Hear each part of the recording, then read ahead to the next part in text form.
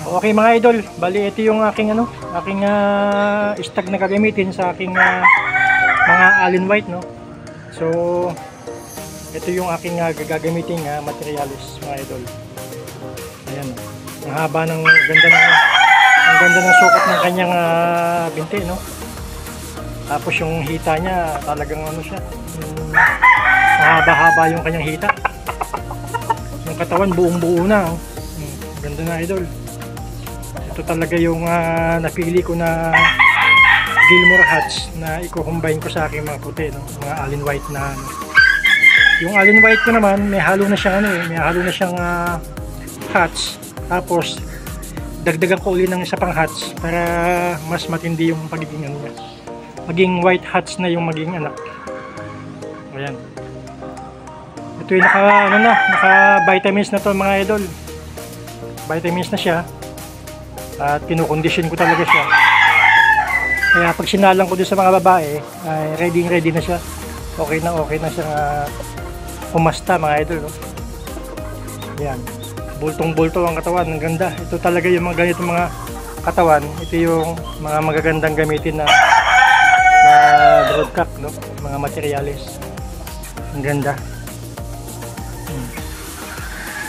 Super na manok to idol, lakas mamalo. Pagka ito yung namalo, kala mo ito yung makinilya yung paa pagka tumatawid sa'yo. Pag binangga ka, talagang kitang-kita yung paa nito, talagang ang bilis, mabilis bumato.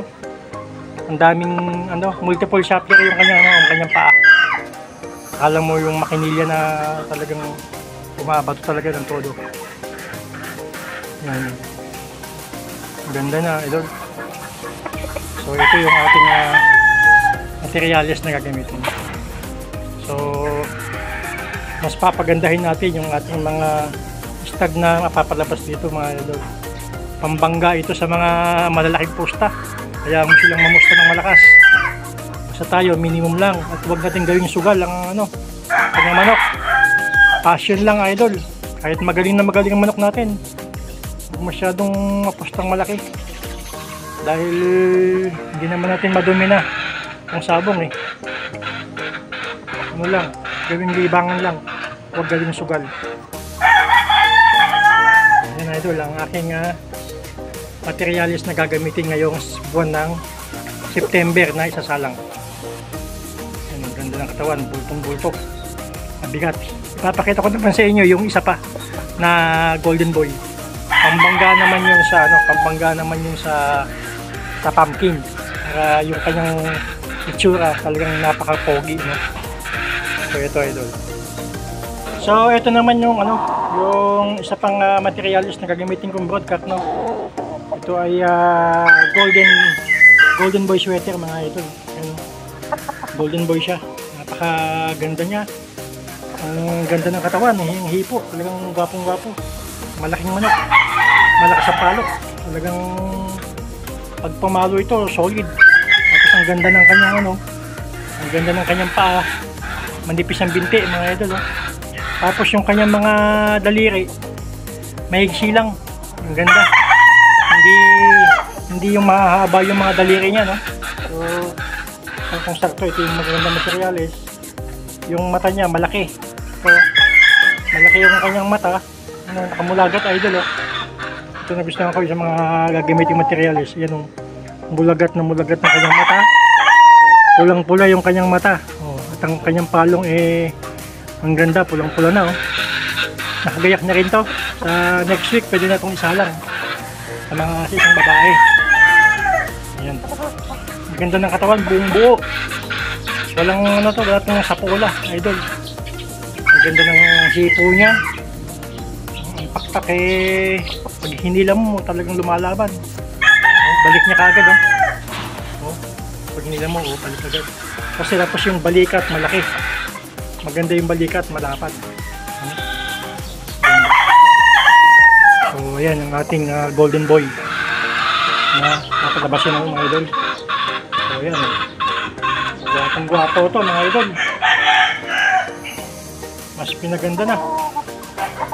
Ito yung ating materials na gagamitin ngayong buwan ng September. Yung asawa niya ay pumpkin. Ganda ng buntot to, 45 degrees. Ang pa, balansyado. Yung hindi siya tingkawin yung ulo. Sakto lang na nakapagtumingala. Yung katawan niya, 45 degrees talaga. Ang ating golden boy sweater mga idol.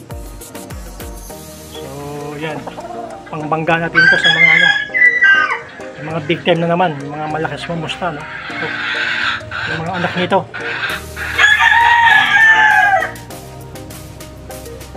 Apat na magkakapatid ito, magkakamukha eh. Ano ganito mga idol, apat sila ng mga magkakamukha na kapatid. Yung isa pinungusan ko kasi medyo bumagsak yung palong niya. Yung tatlong ganito, yan.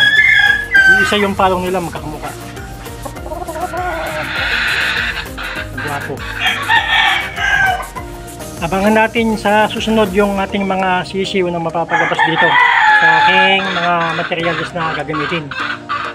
So, tingnan natin na sa isang taon, lahat ng mga stag na lalabas ng mga anak nito at saka yung aking Gilmore na broadcast, no? Isang taon, meron na tayong mga sisiw nito, mga ano na. Kung napapisa natin ng October ang salang, mga October, November, first week, may sisiw na.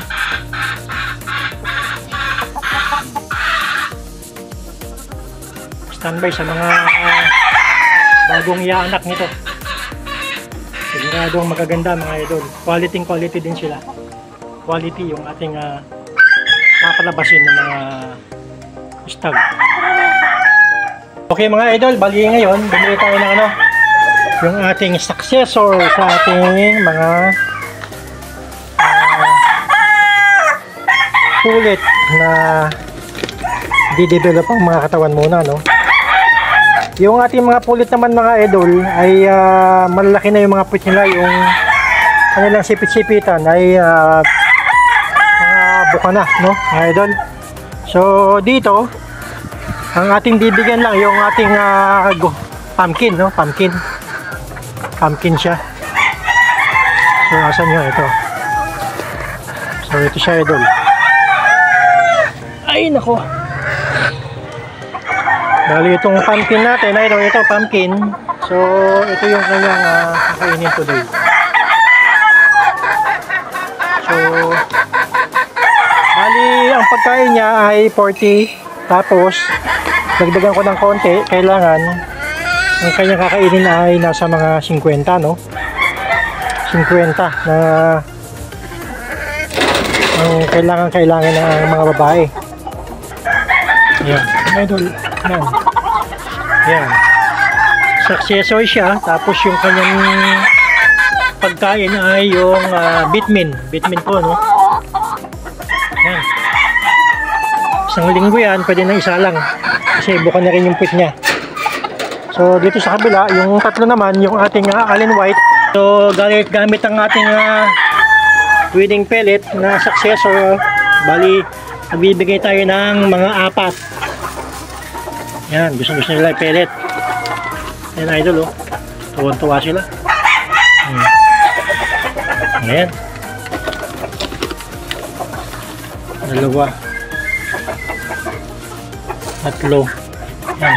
Kailangan sa ating mga gagamitin, kailangan sila ay maganda ang kanilang katawan ng idol. Kailangan good ang kanilang katawan para pagka umitlog, malalaki yung kanilang lalabas na itlog. So yan sila. So okay na mga idol. Yan yung ating gagamiting mga materialis mga idol, mga pulit. Yung kapatid nito ay tumabla dahil minalas ng konti dahil tinamaan siya sa may balakang mismo. Pasak yung balakang niya, pero yung kalaban kasi kili-kili na eh. Nakaganti pa mga idol. So ito yung ating Kaya ngayon ito mga buka ng mga puwit nito mga idol eh. Tama, 1 week lang meron na itong pwede na itong isalang. So ito yung ating susubukan natin gawin na maging siya idol, maging Allen White na Kelso. Ang bloodline nito idol ay Allen White na Kelso. Tapos pinasukan ko ito ng Hats. Kaya lang mas malakas yung dugo nung tatay, kaya walang Hats na lumabas. Pero sa dugo nila may Hats na ito. Kaya yung tatay, yung kapatid nito, nung lumaban siya, Hats na siya kung pumalo. Tapos ang gagawin ko dito, titimplahan natin siya ng Gilmore Hats uli, ano idol. Bibigyan natin siya ng Gilmore Hats ng itong mga puti natin na papalabasin. I-cure natin gagawa tayo ng itim itim naman ang magiging paa nila, no? Kung magiging blue-legged o itim ang lalabas. Dahil yung ating materialis na lalaki ay tinesting na natin, nag-testing na ako at talagang quality mamalo yung aking stag na gagamitin sa kanila. So itong mga pulit na to ay nasa 8 buwan na mga idol. So talagang pwede na silang umitlog, ano. Ang ganda nila idol, nakakatuwa at madali lang tayo makapagpalabas ng mga puti dahil ang puti natin dito ay may 5 pa tayo. May 5 pa. Yung dalawa hindi ko pinili dahil medyo hindi pa bukang-buka yung kanilang sipit-sipitan, no? Yung puwit nila mga idol, no? Ito kasi tatlong ito, medyo nakabuka na yung puwit nila. Kaya itong tatlo ang napili natin. Tapos ang gagawin natin diyan, sasama natin yung lalaki na kusa niyang asawahin yung ating mga pulit natin. Ito yung unang gamit natin mga idol. So sa unang gamit, kukunin ko lang muna yung ating kukolektahin yung mga malalaki ang itlog, no. Pagka medyo kulang ng 40 pababa ay out natin yun mga idol. Kailangan nang kunin natin yung mga nasa 50 idol, yung ating ang timbang, no, yung mga itlog. So ayan idol yung ating palabasin ngayong konti lang muna kasi wala pa tayong masyadong mapaglagyan. So ito gamit ang Thunderbird successor mga idol, no, pellet sa ating mga kukuhanan ng mga itlog. So ito sila, ang ganda ng mga paa, ang ganda ng balanse ng paa, napakanipis. Ayan ito, no, nipis ng mga paa niya, no? Pencil fit ang mga paa mga idol, kaya ang gandang gamitin itong mga white na aking napalabas. Kaya hindi pwede kasi yung panay pula lang ang ating mga manok. Pagka panay pula lang, yung manok natin ay gumigiri sa mga puti pagka first time nilang lumaban sa puti, no? Kalimitan hindi tayo makakasugat dahil sa puti. Kung wala tayong puti dito, delikado tayo sa mga derbies na kalaban, no? O yan idol. So sa ngayon dami natin mga pula dito. Yan mga nagke-Kelso yan, mga Kelso yan. Suwete Kelso yan, mga bloodline yan. Yan mga idol. O, pulang-pula ang mga mata. Nakita ko siya idol mga mata nito, pulang-pula talaga yun, no? Yan, pulang-pula yan. Ganda ng mata niya idol. So ito yung ating mga stag. Ito kasi 7 months lang ito nung August 21. So 7 months and 1 week pa lang sila idol. Ayan. Yung pinatumba nito yung taga Pampanga mga idol, no. Ang posto nila is 200,000, 220 ang posto nila. Samantalang tayo ay nagmi-minimum lang ng 5,000. So ayan, local banded natin to. Ito ay pagugulangin na lang natin dito. Ayan, minsan may mga kaibigan tayo na nagpupunta, nagtatanong kung nagbebenta. Ako naman hindi magbebenta kung isi-shipment pa mga idol, ha? Kapag nandito na lang kayo, talagay ko hindi ako makakatanggi pagka nandito na kayo at gusto nyo bumili. At nagbebenta lang ako pag yung nasa mga malayo mga idol, no? Ayan, no? Sweater yan, golden boy sweater yan mga idol. Ang maganda. Yung mga logo natin, yung mga winner, ito lahat to winner. Lahat yan, nagsama-sama ko yung mga winning line idol, yung mga winner natin. Yun, mga lugon lahat. Ito 1 time, ito 4 times winner, napakapangit. Ang ano lang to, ang 2 hits lang. Ayan. Ang pangit niya, pero ang lahat ng mga big time, no, magpa-farm. Ito yung ating brown red. Ayan, no, medyo namamagapang ng konti yung kanan niya. Lugon na lugon siya ngayon. Ito. At ito naman yung ating nag-iisang kulay na palahi, no. Ito yung dala nito ay galing pa kay Mr. Andrew Mendoza ng Tarlac City, yung chairman ng Tagba. Ito yung ating personal na bloodline. Ito yung isang bloodline natin na gustong gusto, na 100% na panay-panalo, no, mga idol. Ayan. Mga lugon sila ngayon. Iisipin nyo pangit, pero kapag binitaw mo, quality yung mga talo nila. So ito yung kapatid ng tumabla nung katapusan, no? Sayang at hindi siya nakaligtas sa huling talo ng kalaban. Tapos ito naman yung ating isang broadcast na idol, no? Yan, ito siya. Yan yung broadcast natin idol, no? Yan, ito yung gamitin natin sa sasalang dun sa pumpkin. Alagay ko pag lumabas yung dilaw na idol, yung mga anak nila, no? Dahil naghalo na, no? Yan, ating pumpkin. O, mga lugon yung manok natin. Ito, nanalo na rin ng makaisa. Mababa lang, no, idol. Ito naman yung isa din. Ito yung champion natin sa champion ko sa Tricak, mga idol, oh. Ayan. Ayan siya. Yung ating brown red hats. So yan ang ating ito yung sana gagamitin kong broadcast. Itong isang to, kaya lang parang medyo mababa ng konti, pero yung kanyang quality ng palo nandun. So palagay ko sa susunod na lang siya gagamitin, ano. Ayun. At yung aking mga pulit na nandito, yung mga hindi ko nagamit ay nandito, mga idol. Medyo ang gaganda nila, oh. Kaya lang hindi ko gagamitin dahil medyo masikip pa yung masikip pang masyado yung sipit-sipitan nila. Ayan, masyado pang masikip. Ganda pa naman ng mga katawan nila. Ayan, oh. Ito, golden boy to. Golden boy yung dalawa.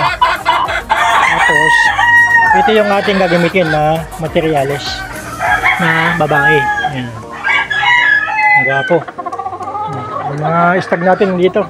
Ito, gugulang na lang itong mga to. Nagagwapo ng ating mga stag dito. Ayan, o. Ayan. Stag yan, 7 months. Magkakabatch yan, mga yan. 7 months and 1 week. Sila, o. Ayan, 7 months and 1 week ito ng mga yan. Yung sabay-sabay na pinapisa ko na huli.